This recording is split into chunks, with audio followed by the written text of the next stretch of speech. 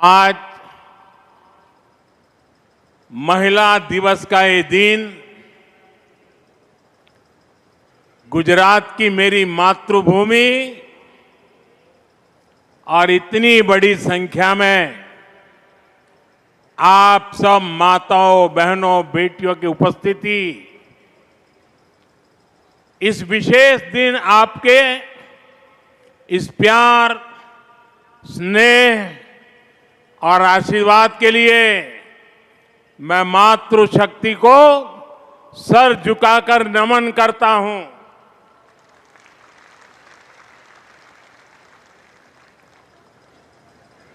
गुजरात की इस धरती से मैं सभी देशवासियों को, देश की सभी माताओं बहनों को महिला दिवस की शुभकामनाएं भी देता हूं। आज यहां गुजरात सफल और गुजरात मैत्री इन दो योजनाओं का शुभारंभ भी हुआ है। अनेक योजनाओं के पैसे भी महिलाओं के बैंक खातों में सीधे ट्रांसफर किए गए हैं। मैं इसके लिए भी आप सभी को बधाई देता हूं। साथियों, आज का दिन महिलाओं को समर्पित है। हम सबके लिए महिलाओं से प्रेरणा प्राप्त करने का दिवस है। महिलाओं से कुछ सीखने का दिवस है। और आज के इस पवित्र दिवस पर मैं आप सभी का अभिनंदन भी करता हूं, आभार भी व्यक्त करता हूं।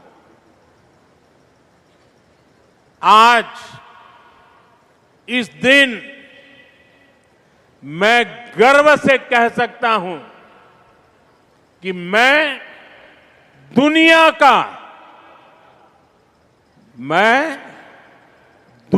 का सबसे धनवान व्यक्ति हूं।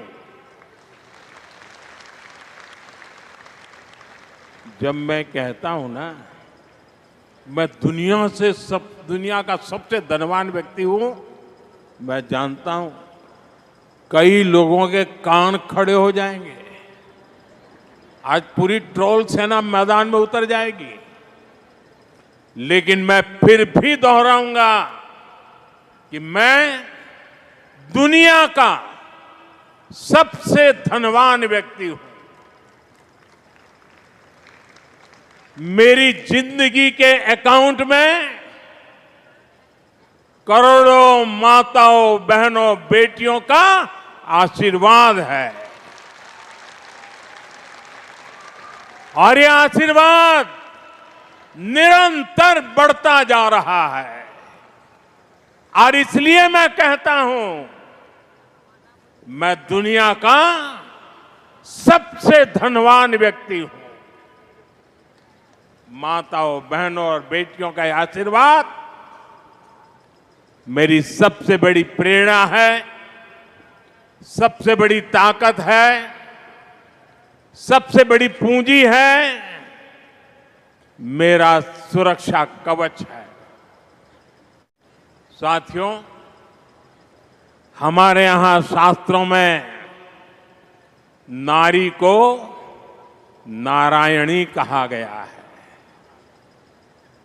नारी का सम्मान यही समाज और देश के विकास की पहली सीढ़ी होती है। इसलिए विकसित भारत बनाने के लिए, भारत के तेज विकास के लिए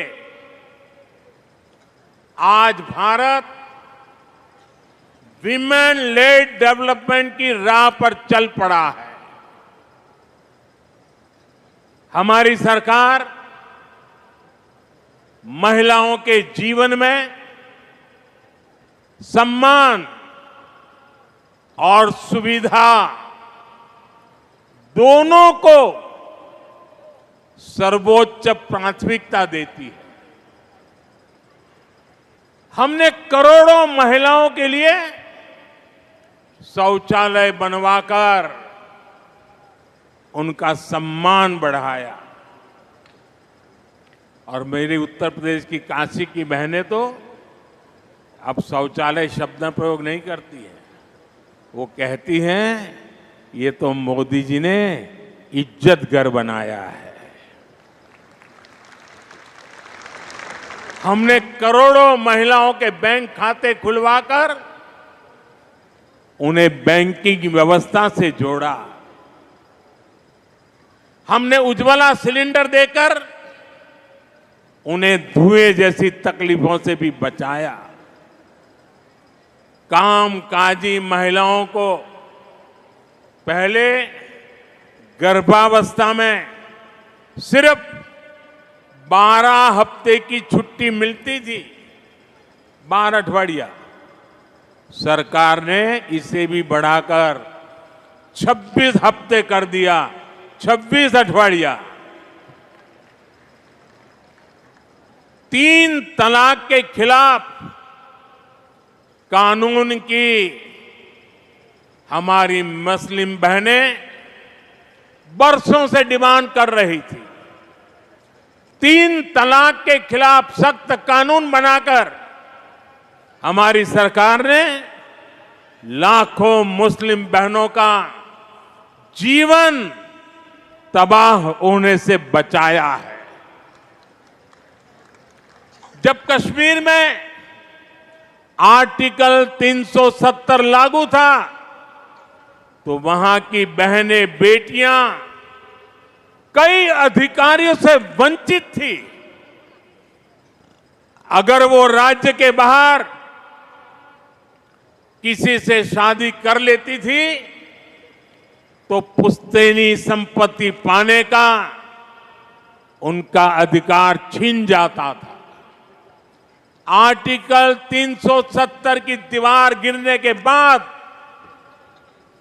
जम्मू कश्मीर में भी महिलाओं को वो सारे अधिकार मिले हैं जो भारत की बेटियों को, बहनों को मिलते हैं। भारत का हिस्सा होने के बावजूद भी मेरी माताएं, बहनें, बेटियां कश्मीर में उससे वंचित थी। और संविधान का डोल पीटने वाले लोग आंखें बंद कर करके बैठे थे। महिलाओं का अन्याय उनके लिए चिंता का विषय नहीं था। संविधान का सम्मान कैसे होता है, ये मोदी ने धारा 370 हटा करके देश के चरणों में समर्पित कर दिया। साथियों, आज समाज के स्तर पर, सरकार के स्तर पर, बड़ी बड़ी संस्थाओं में महिलाओं के लिए ज्यादा से ज्यादा राजनीति का मैदान हो या खेल का मैदान, न्यायपालिका हो या फिर पुलिस, देश के हर सेक्टर में, हर क्षेत्र में, हर आयाम में महिलाओं का परचम लहरा रहा है। 2014 के बाद से देश के महत्वपूर्ण पदों पर महिलाओं की भागीदारी बहुत तेजी से बढ़ी है। 2014 के बाद ही केंद्र सरकार में सबसे ज्यादा महिला मंत्री बनी। संसद में भी महिलाओं की मौजूदगी में बड़ा इजाफा हुआ। 2019 में पहली बार हमारी संसद में 78 महिला सांसद चुनकर आई थी। 18वीं लोकसभा में यानी इस बार भी 74 महिला सांसद लोकसभा का हिस्सा है। हमारी अदालतों में, न्यायपालिका में भी महिलाओं की भागीदारी उतनी ही बड़ी है। जिला न्यायालय में महिलाओं की उपस्थिति 35% से ज्यादा पहुंच गई है।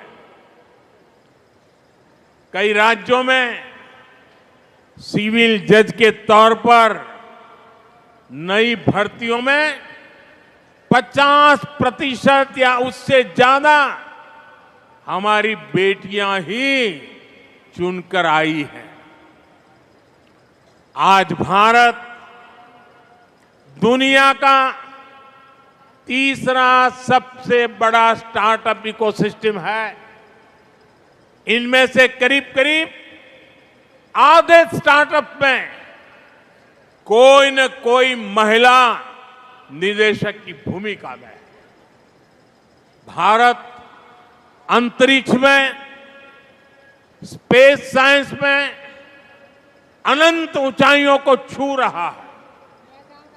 वहां भी ज्यादातर बड़े मिशन को महिला वैज्ञानिकों की टीम लीड कर रही है।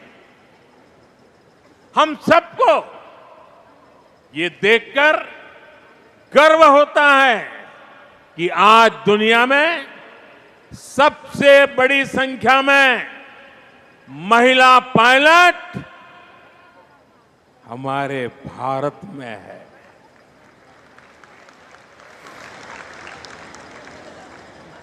हम यहां नवसारी के इस आयोजन में भी नारी शक्ति के सामर्थ्य को देख सकते हैं। इस आयोजन की पूरी जिम्मेदारी महिलाओं ने संभाली है। इतने बड़े आयोजन की सुरक्षा में जो पुलिसकर्मी और ऑफिसर तैनात हैं, वे सबके सब महिलाएं ही हैं। Constable, inspector, sub inspector, DSP से लेकर वरिष्ठ ऑफिसर्स तक यहां की सुरक्षा व्यवस्था महिलाएं ही संभाल रही है। ये नारी शक्ति के सामर्थ्य का ही उदाहरण है। अभी कुछ देर पहले मैं यहां स्वयं सहायता समूह से जुड़ी आप में से ही कुछ बहनों से भी बात कर रहा था। मेरी बहनों के वो शब्द, आप सबका ये उत्साह, ये आत्मविश्वास, ये दिखा रहा है कि भारत की नारी शक्ति का सामर्थ्य क्या है। ये दिखा रहा है कि भारत की नारी शक्ति ने कैसे देश की प्रगति की बागडोर थाम ली है। मैं आप सभी से मिलता हूं तो मेरा ये भरोसा और पक्का हो जाता है कि विकसित भारत का संकल्प अब पूरा होकर ही रहेगा। और इस संकल्प की सिद्धि में हमारी नारी शक्ति की सबसे बड़ी भूमिका होगी। माताओं बहनों, हमारा गुजरात तो विमेन लेड डेवलपमेंट यानी महिलाओं के नेतृत्व में विकास का बड़ा उदाहरण है। गुजरात ने देश को सहकारिता का सफल मॉडल दिया। स्वयं सहायता समूहों से जुड़ी आप सब बहनें जानती हैं, गुजरात का सहकार का मॉडल यहां की महिलाओं के श्रम और सामर्थ्य से ही विकसित हुआ है। अमूल की चर्चा तो आज पूरी दुनिया में है। गुजरात के गांव-गांव से लाखों महिलाओं ने दूध उत्पादन को एक क्रांति बना दिया। गुजरात की बहनों ने न केवल खुद को आर्थिक रूप से सक्षम बनाया, बल्कि ग्रामीण अर्थव्यवस्था को भी नई ताकत दी। गुजराती महिलाओं ने ही लिज्जत पापड़ की शुरुआत की। आज लिज्जत पापड़ अपने आप में सैकड़ों करोड़ रुपए का एक ब्रांड बन गया है। माताओं बहनों, मुझे याद है जब मैं यहां मुख्यमंत्री के रूप में आपकी सेवा में था, तब हमारी सरकार ने बहनों बेटियों के हितों को ध्यान में रखते हुए चिरंजीवी योजना, बेटी बचाओ अभियान, ममता दिवस, कन्या केळवणी रथ यात्रा, कुंवरबाईનું મામેરું, सात फेरा समूह लग्न योजना, अभयम हेल्पलाइन, ऐसे कितने ही काम किए थे। जब नीतियां सही होती है तो नारी का सामर्थ्य कैसे बढ़ता है, गुजरात ने ये पूरे देश को दिखाया है। जैसे अभी मैंने दूध सहकारिता की बात की, डेयरी के काम से जुड़ी इन महिलाओं के लोगों के खातों में गुजरात ने ही, पहला એવું નહોતું, કાં તો કેશ આપે કાં તો ભાઈઓ પૈસા લઈ જાય। આપણે તો નક્કી કરી દીધું એ વખતે ડેરીમાંથી દૂધના પૈસા બહેનોના ખાતામાં જ જમા થશે, કોઈ ભાઈ એમાં હાથ ન લગાવી શકે और सीधे पैसे बहनों के खाते में ट्रांसफर करना शुरू किया था। आज उसी तरह देश के करोड़ों लाभार्थियों के खातों में कितनी ही योजनाओं का पैसा सीधा उनके खाते में पहुंचा। डायरेक्ट बेनिफिट ट्रांसफर डीबीटी के जरिए हजारों करोड़ रुपए के घोटाले बंद हुए, गरीबों को मदद मिल रही है। साथियों, गुजरात में ही भूज भूकंप के बाद जब घरों का पुनर्निर्माण हुआ तो हमारी सरकार ने वो घर भी महिलाओं के नाम कर दिए थे। અને એ જે પરંપરા આપણે શરૂ કરી કે સરકારનું મકાન હવે બહેનોના નામે જ મળશે, આજે આખા દેશમાં आज जो पीएम आवास योजना चल रही है ना, वो सारी बातें वहां पर देश भर में लागू है। એટલું જ નહીં, બાળકને નિશાળમાં દાખલ કરે ને તો પાછળ બાપનું જ નામ હોય। મેં નક્કી કર્યું ના, માનું નામ પણ હોવું જ જોઈએ। 2014 के बाद से अब तक करीब 3 करोड़ महिलाएं घर की मालकिन बन चुकी है। साथियों, आज पूरी दुनिया में जल जीवन मिशन की भी बड़ी चर्चा है। जल जीवन मिशन के जरिए आज देश के गांव-गांव में पानी पहुंच रहा है। पिछले 5 साल में ही लाखों गांवों के 15.5 करोड़ घरों तक पाइप से पानी पहुंचाया गया है। इतने बड़े मिशन की सफलता में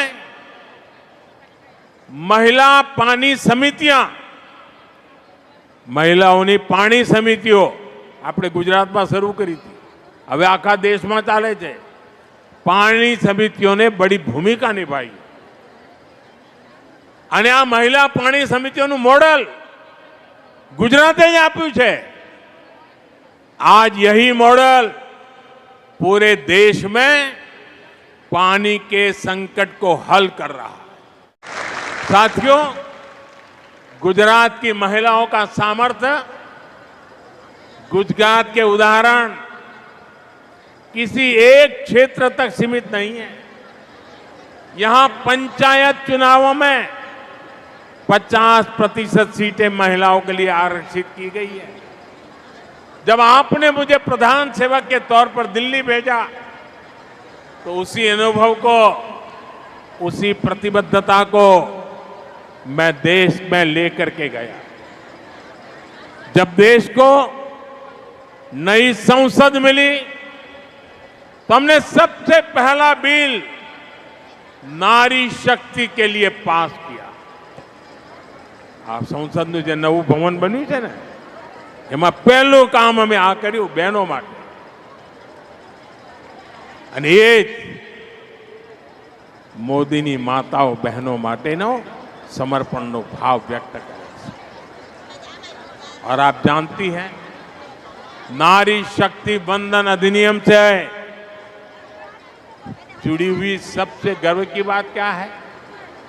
एक सामान्य पृष्ठभूमि, एक आदिवासी परिवार से आने वाली हमारी राष्ट्रपति जी ने इस बिल को मोहर लगाई, मंजूरी दी है।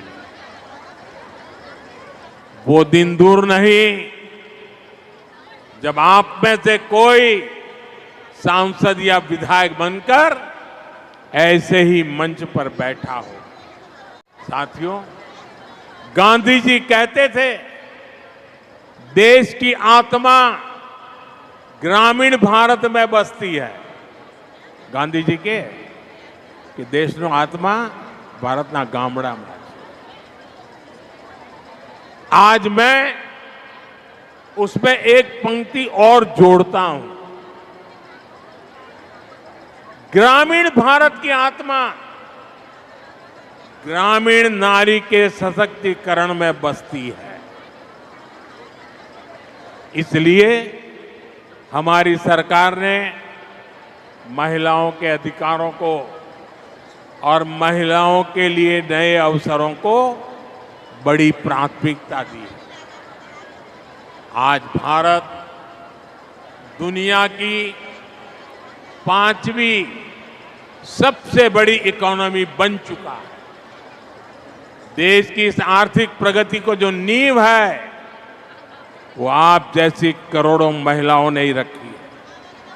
इससे ग्रामीण अर्थव्यवस्था और महिला सेल्फ हेल्प ग्रुप की अहम भूमिका है।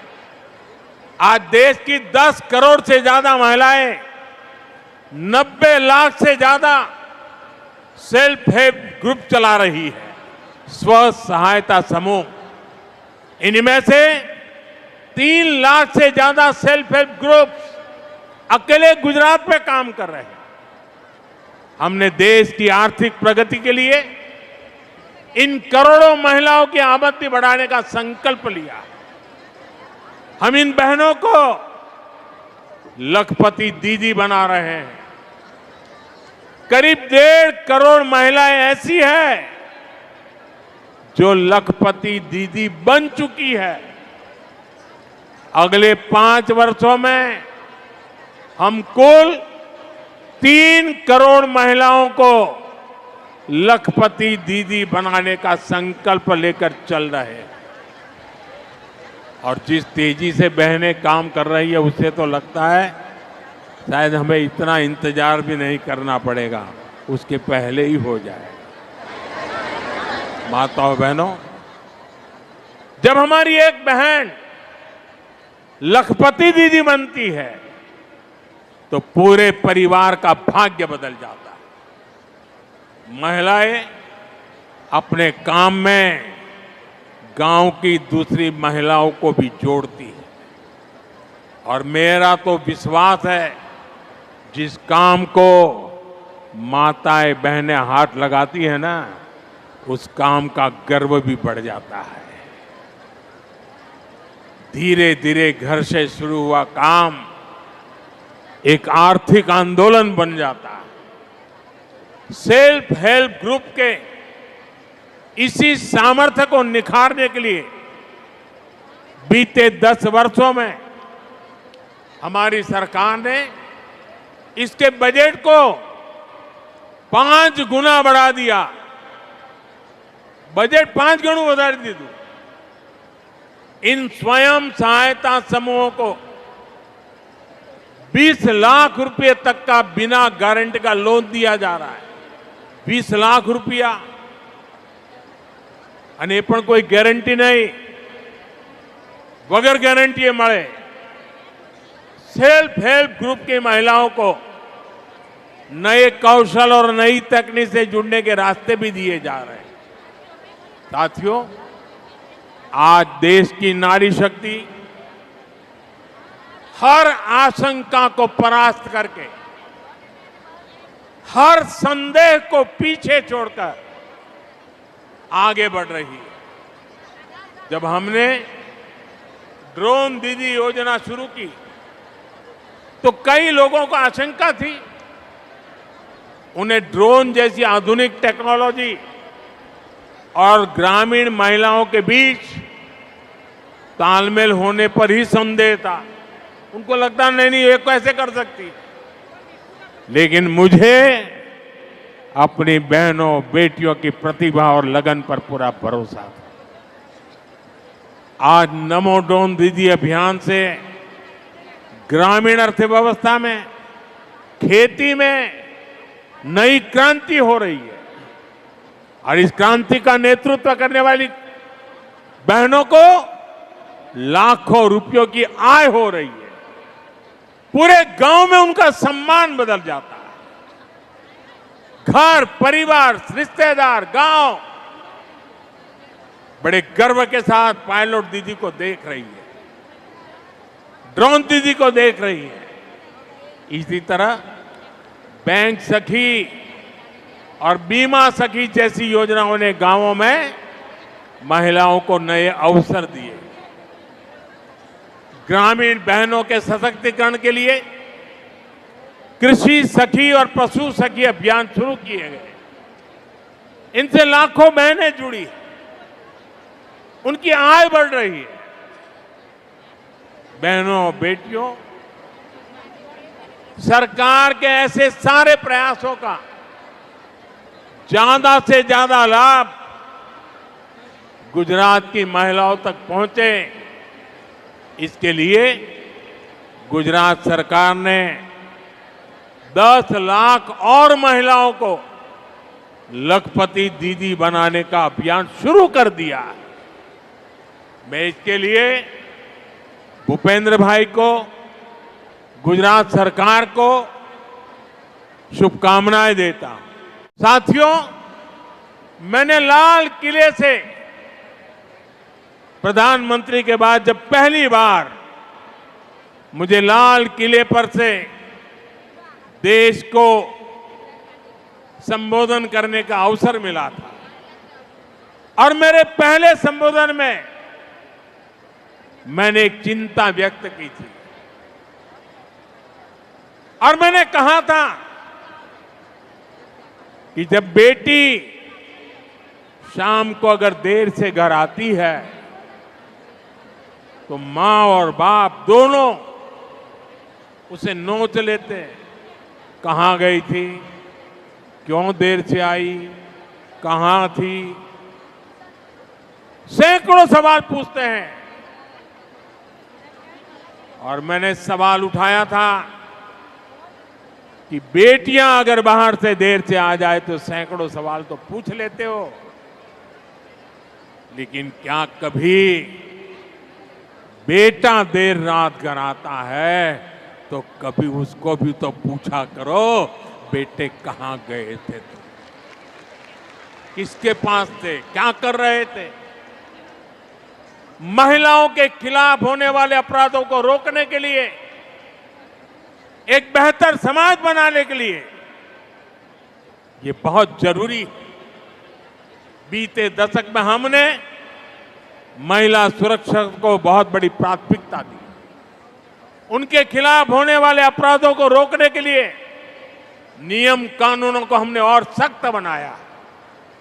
महिलाओं के खिलाफ गंभीर अपराधों की तेजी से सुनवाई हो, दोषियों को तेजी से सजा हो, इसके लिए फास्ट ट्रैक कोर्ट्स का गठन किया गया।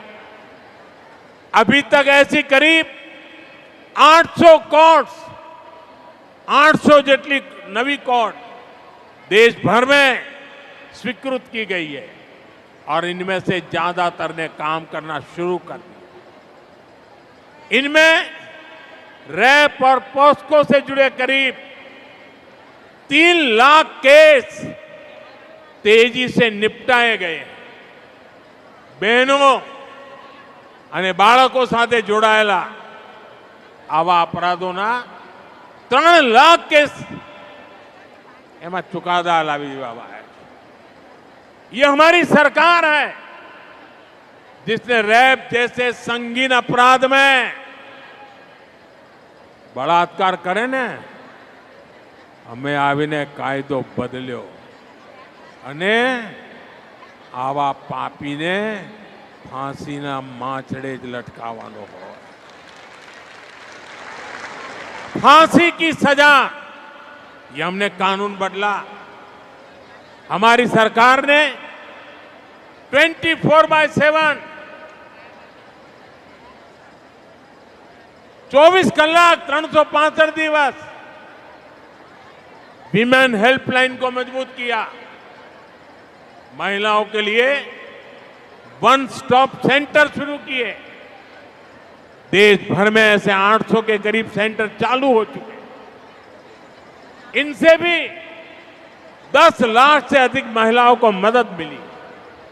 साथियों, अब जो भारतीय न्याय संहिता देश में लागू हुई है, अंग्रेजों के काले कानून को हमने हटाया। देश की आजादी के 75 साल के बाद ये पुण्य कार्य करने का सौभाग्य आप सबने मुझे दिया। और क्या बदलाव किया? उसमें महिला सुरक्षा से जुड़े प्रावधानों को और ज्यादा सशक्त किया गया है। भारतीय न्याय संहिता में महिलाओं और बच्चों के खिलाफ अपराधों पर एक अलग अध्याय जोड़ा गया है। हम सभी की, पीड़ित बहनों की, समाज की ये शिकायत थी कि अपराध होने पर बेटियों को तारीख पर तारीख, तारीख पर तारीख यही सिलसिला चलता है। न्याय का लंबा इंतजार करना पड़ता है। भारतीय न्याय संहिता में इसका भी ध्यान रखा गया है।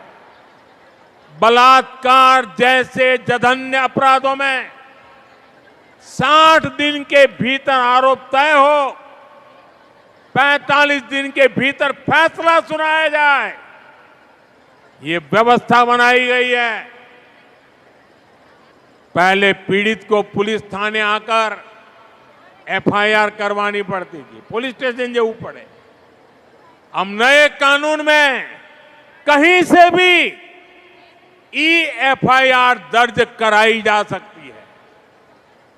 इससे पुलिस को भी फौरन कार्रवाई करने में आसानी होती है। जीरो एफआईआर के प्रावधान के तहत कोई भी महिला अपने ऊपर अत्याचार होने पर किसी भी पुलिस स्टेशन में एफआईआर दर्ज करा सकती है। एक और प्रावधान किया गया है कि अब रेप विक्टिम का बयान पुलिस ऑडियो वीडियो के माध्यम से भी दर्ज कर सकती है। इसे भी कानूनी मान्यता दी गई है। पहले मेडिकल रिपोर्ट में भी काफी समय लग जाता था। अब डॉक्टरों द्वारा मेडिकल रिपोर्ट आगे बढ़ाने के लिए भी 7 दिन का समय तय कर दिया गया है। इससे पीड़ित महिलाओं को काफी मदद मिल रही है। साथियों, ये जितने भी नए प्रावधान भारतीय न्याय संहिता में किए गए हैं, इनके परिणाम भी देखने को मिल रहे हैं। सूरत जिले का ही एक उदाहरण है। पिछले साल अक्टूबर में वहां एक बेटी के साथ गैंगरेप की दुखद वार्ता हुई। वारदात गंभीर थी। भारतीय न्याय संहिता के बाद इस केस में सिर्फ 15 दिन के भीतर आरोप तय हुए और कुछ सप्ताह पहले दोषियों को उम्र कैद की सजा भी हो गई।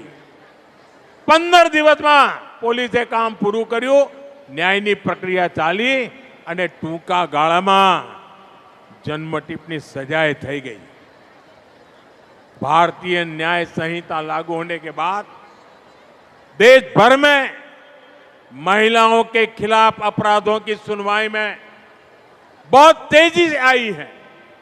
यूपी के अलीगढ़ में एक अदालत ने नाबालिग से रेप के मामले में 20 साल की जेल की सजा सुनाई है।